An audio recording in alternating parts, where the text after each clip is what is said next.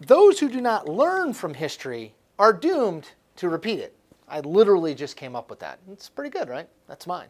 The gun control debate is back. In the wake of twin mass murders in El Paso, Texas and Dayton, Ohio that left 31 people dead in early August, politicians from President Donald Trump on down are talking about doing something to address this problem. I am convinced that Mitch wants to do something. He wants to do background checks, and I do too, and I think a lot of Republicans do.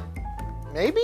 What McConnell has definitely said is that expanded background checks for gun purchases and so-called red flag laws that can serve as an early warning sign for potential mass shooters will be, in McConnell's words, front and center when the Senate comes back after Labor Day.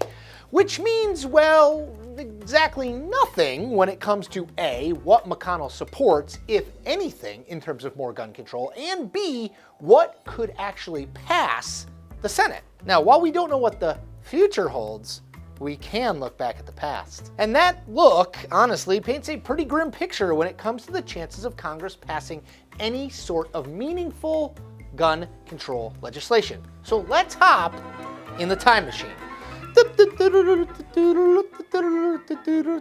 In the spring of 2013, the murders of more than 24 people, including 20 children, had seemed to galvanize the country and the Congress to find a way to address the growing problem of mass violence committed with guns. Led by Democratic President Barack Obama and with 54 Senate seats controlled by Democrats, it appeared likely that Congress would pass the first major piece of gun control legislation since the assault weapons ban went through way back in 1994. After all, the math seemed simple.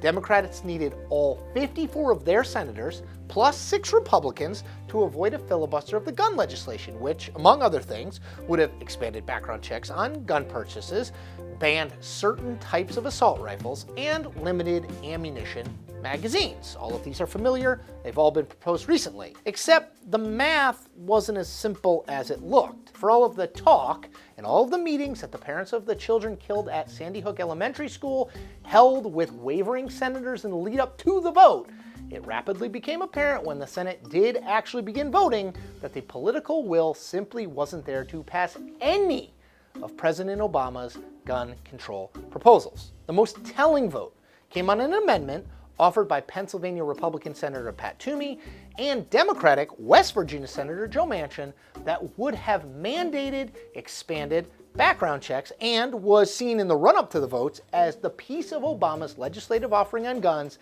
that had by far the best chance to succeed, except that it failed by a 54-46 vote. Then Senate Majority Leader Harry Reid pulled all gun control legislation after that failure and a series of other failed amendments. Obama, in one of the angriest moments he ever had as president, denounced the vote as a pretty shameful day for Washington.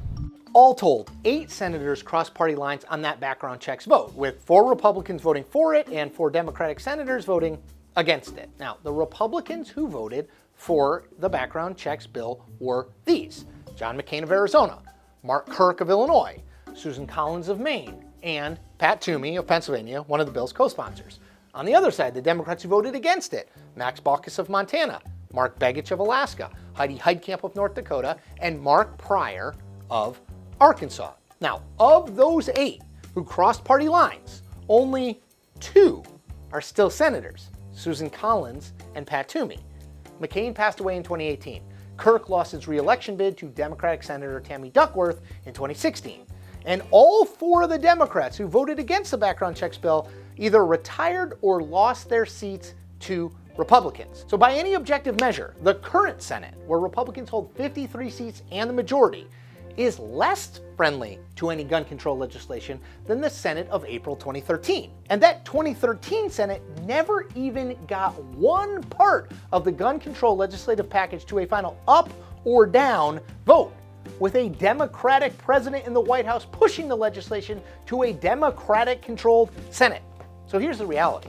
The chances of passing any sort of major gun control measure, like, say, expanded background checks, is well below 50% given the current state of the Senate. What could change that dynamic, you ask? Really only one thing: a high-profile and, more importantly, sustained effort by Donald Trump and his White House to convince and cajole uncertain GOP senators to be for background check legislation. And if you followed Trump's presidency at all, you know how unlikely that particular scenario is. He's expressed support for expanded background checks in the past, like after the 2018 mass shootings in Parkland, Florida, but then walked away from that position amid pressure from Republican lawmakers and the National Rifle Association. And the idea that Trump could stay on a single message, literally any single message, for a sustained period of time is laughable. Real talk. It looks very unlikely that any new gun control legislation will even advance as far as it did in 2013. And that wasn't very far. And that is the point. We make New Point episodes every Tuesday and Thursday. Check them all out. Seriously, do it.